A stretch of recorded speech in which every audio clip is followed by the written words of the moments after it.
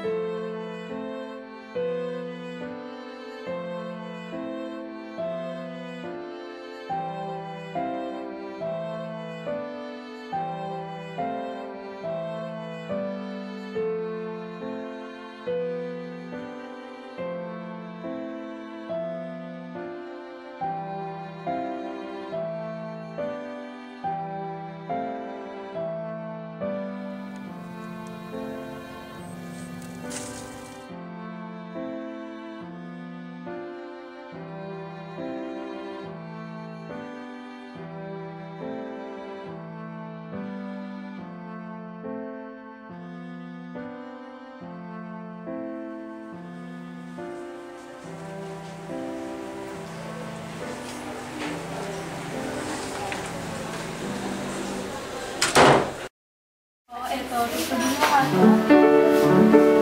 Ayan, ihanap po ng tamang tono. Tapos dapat, sakto lang yung lakas. Example. Ulit? Example. Mali, anak. Example. Sige, Example. ituloy. The cat is visiting and my head is lonely. Nauunawaan mo bang iyong binabasa? Opo. Sige, tuloy. The cat is visiting and my head is lonely.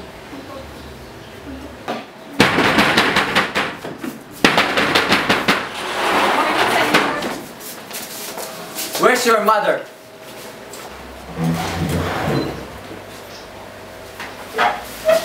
Wag mo! Wag! Shut up! Wag! Wag po!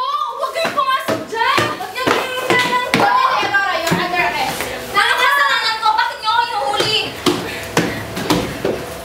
Anak ko yan! Wag mong ganyanin! Nana! Anong nangyayari? Tinatakip mo din mo si nanay! Sandali! Sasama na ako! Siano, ikaw nang bahala sa mga kapatid mo.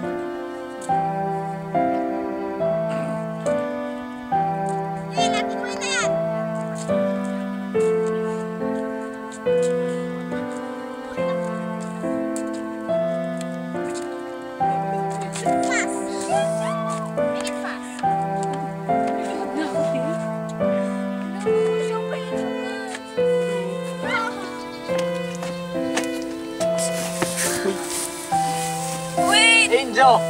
Saan na, Eres?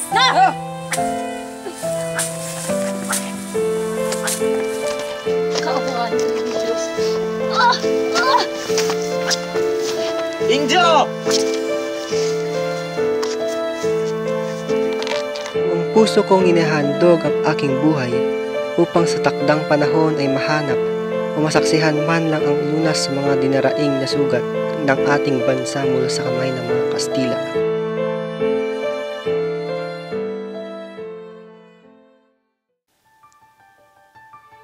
Los que han leído la primera parte se recordará tal vez un viejo leñador.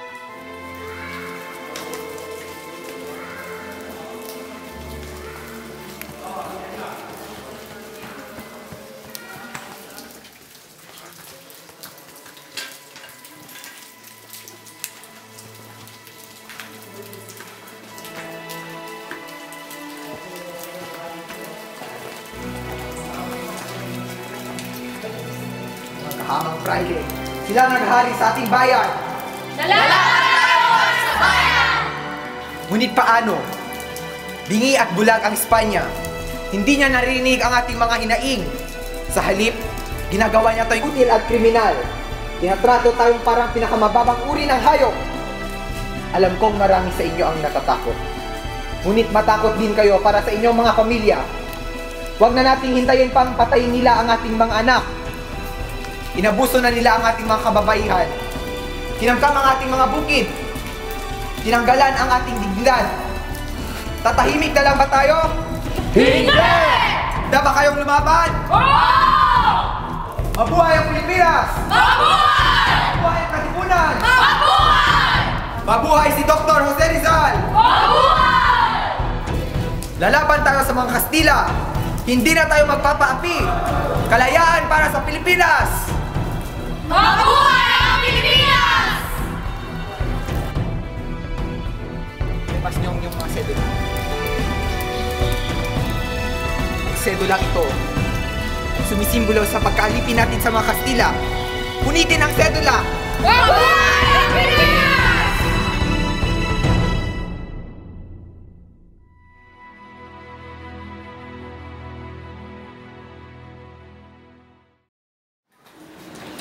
Usted debe eliminar Rizal.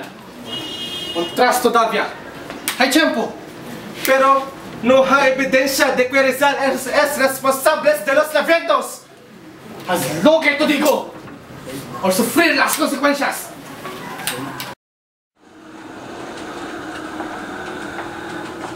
Nombre completo. José Potasio Rizal Mercado y Alonso Riveronda. Edad. 35, pero la gente dice que más siempre joven. Profesión. Médico. ¿Sabes Bonifacio, fundador de Katipunan? No sé si lo pongo coronel. No lo conociste en una reunión de la casa Doroteo Junco. No era un coronel de reunión secreta. De lo contrario, como es que sabes al respecto. Nadie puede guardar secretos de España. ¿Qué quieres que te diga? ¿Mentiras? Señor, deja a la familia en paz. Nos sabremos mañana en esto. Si usted no sabe Bonifacio, ¿por qué están usando su nombre y su imagen? No lo sé, señor. Mi madre piensa que el nombre está siendo utilizado para las doñas alones. Señor, le aseguro que no se dará de esterno. ¿Es usted un traidor, doctor Rizal? ¿Coronel? Les pido si usted es un traidor como el padre Burgos. Recuerde que usted dedica su segunda novela, ¿verdad? Usted debe es un traidor.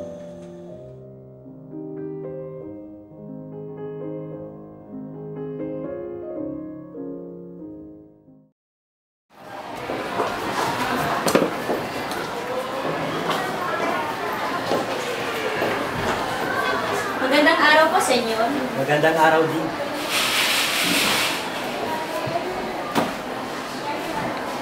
Mahusay daw kayo manunulat, yun ang sabi nila. Pero ako, hindi ako marunong pumasa. Hindi ba't lagi daw kayong pinapahamak ng mga sinusulat ninyo? Dahil sa mga praile, oo. Eh yun naman pala eh. Ba't hindi pa kayo tumigil? Gusto nyo bang laging ganito? Lagi kayong nakakulong? Edukado pa naman kayong tao. Taas-taas ng pinag-aralan nyo. Ang dami-dami nyong alam. Pero nasan kayo ngayon? Tignan nyo ako. Walang alam, walang kalaman. May pagtatapat ako sa iyo. Noon, ang akala ko, ang tanging mahalaga sa buhay ang edukasyon. Napag-aaralan din pala yun. Meron din pala na pag-aaralang nakakabulag. Kaya ngayon, alam ko na. Hindi sapat ang edukasyon para makita ang rosas. Minsan daw ay may isang batang gamo-gamo na naakit sa liwanag ng apoy. Maski anong paliwanag ng kanyang ina na huwag lumapit sa apoy, ay lapit pa rin siya ng lapit. Gustong-gusto niya ang liwanag ng apoy, kaya sinuway niya ang bilin ng kanyang ina. Lumapit siya ng lumapit hanggang sa nagliyab ang kanyang mga pakpak. At tuluyang namatay ang gamo-gamo. Naiintindihan mo ba ang kwento ng gamo-gamo, Pepe? Dapat ay lumayo siya nang hindi nabuwis ang buhay niya. Yun ang kwento ng aking ina. Ang husay ng guro ang iyong ina, napatay na kinikay sa kanya. Ang aking ina, ang pinakamamahal kong ina. Nung musmos pa lang ako, nagulong siya dahil sa pinagbintangang nilaso ng kanyang hipag. Gano'n siya katagal sa kulungan? Mga 2 taon. Yun lang. Hindi yun lang, sapagkat matagal nang may galit sa aming pamilya ang mga Fraile at Alferez. Sinasabi nila, ang aming pamilya ay may sala sa kanila, at ang mga Kastila ay walang mga sala. Kaya dito sa bayan, pinagsasabi nilang wala silang kinalaman.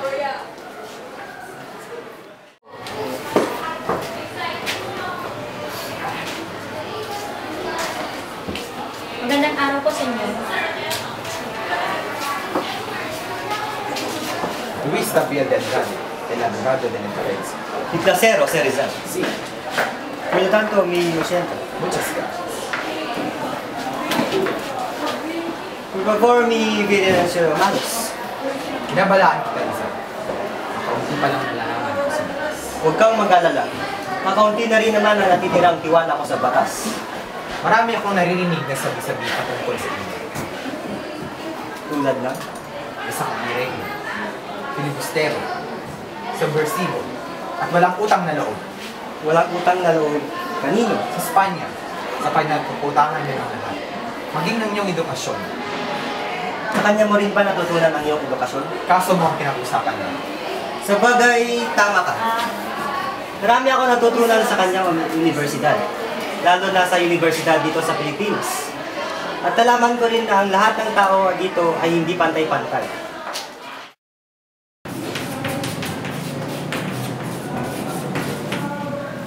El sistema esquelético también protege órganos tales como. Is there any moron who can answer my question? El cerebro, el corazón, los pulmones. Beno Fernández. Venga aquí. Aquí por aquí.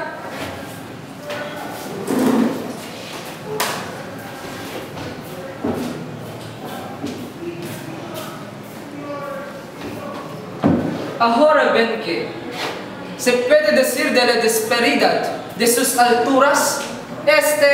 Indio tiene menos de Fernando. Eso significa que son superiores a los filipinos.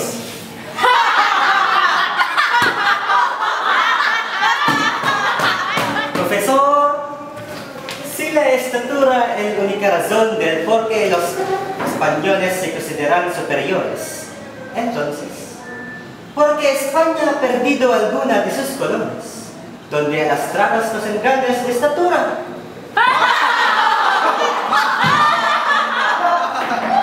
Pertinente! Minsan ba hindi sumali sa inyong simba ng pagpapakasal? Minsan, ngunit nagpunta ko sa Europa. Pinapalit mo si Leonor para magpunta sa Europa? Sabihin mo nga sa akin kung anong mas importante o mas mahalaga kaysa sa iyong kasintahan. May sapat bang pera ang iyong pamilya upang kuskusan ang iyong paglalakbay? O may ginabibilangan kang isang ihing na organisasyon? Itong ating magiging na kasunduan. Pupunta ka ng Europa, pag-aaral ka ng medisina doon at pag-aralan mo lahat ng kultura ng mga bansa doon. At habang ako dito may iwan at kaalagaan si Tatang at Tina. At hindi muna ako mag-aasawa. Pero kuya naman, paano na lang pag nalaman ng Tanang at Tatang ang lihim na to? Ililihim natin lahat ng to, tsaka lang nila malalaman ang lahat pag nasa Europa ka na. Pero kuya, kung ikaw na lang kayang pumunta. Alam mo kapatid, ikaw ang higit na makikinapang doon. Malaya mong maipapayag ang bawa ng Espanya. Malaya mong maisusulat ang gusto mong reforma, pagbabago para sa Pilipinas. Total, hindi lang naman ako ang nagdesisyon dito. Tayo na ibang nating kasamahan. At ikaw ang higit na maasahan para dito. Ngunit, paano si Leonor?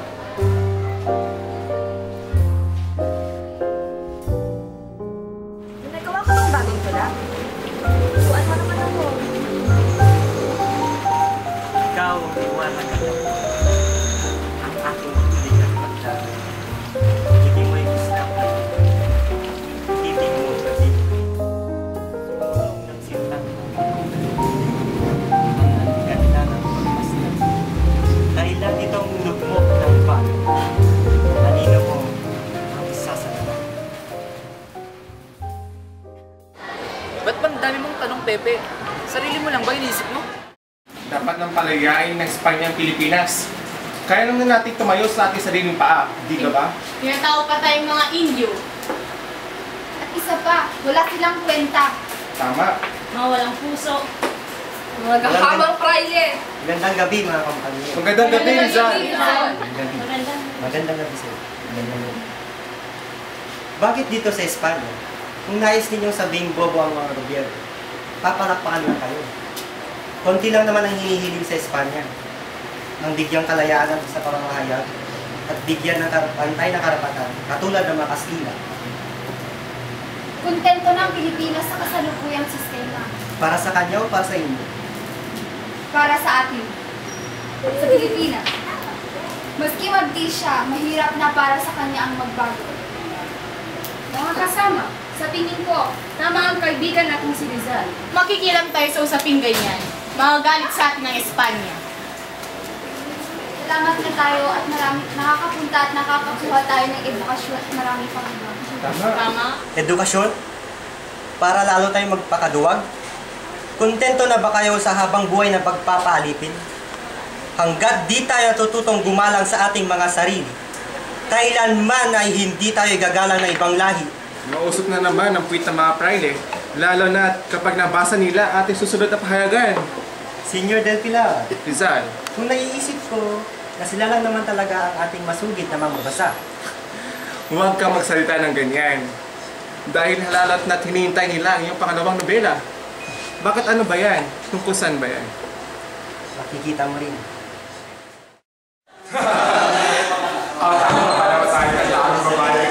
Sandali! Sandali! Panahon na upang magkaroon tayo ng isang pangulo. Matagal na tayong nangangampanya para sa Pilipinas. Taon-taon ay lumalaki ang ating organisasyon. Kung hindi tayo formal na magbubuklod-buklod, wala tayong mararating. Wala tayong mararating at babagsak lang tayo sa matatamis na babae sa plaza. Sandali! Bago tayo maghalal ng isang pinuno, dapat natin linawin ang kapangyarihan nito. Kapangyarihang maglasing? Sandali! Nauwi na naman tayo sa biroan. Naisip ko lang ang kahalagahan ng solidaridad sa ating kampanya. Kung sa pahihintulot ng ating kasama, ang Pangulong siyang mahahalal ay ang may pasya. Sa ganung paraan, magkakaroon tayo ng matiwasay at maayos na kilusan. Kinalulungkot ko, pero napaka-stupido ko naman kung sasakayan ako dyan. Dispensa paisano, pero bagamat totoong naglilingkod para sa kapakanan ng Pilipino ang peryodo, dapat isipin na ito'y pribado pa rin i-imprensa. Pribado? Ang mahalaga ay lagi kaming bukas sa surating ating pinaglaban, hindi ba? Del Pilar!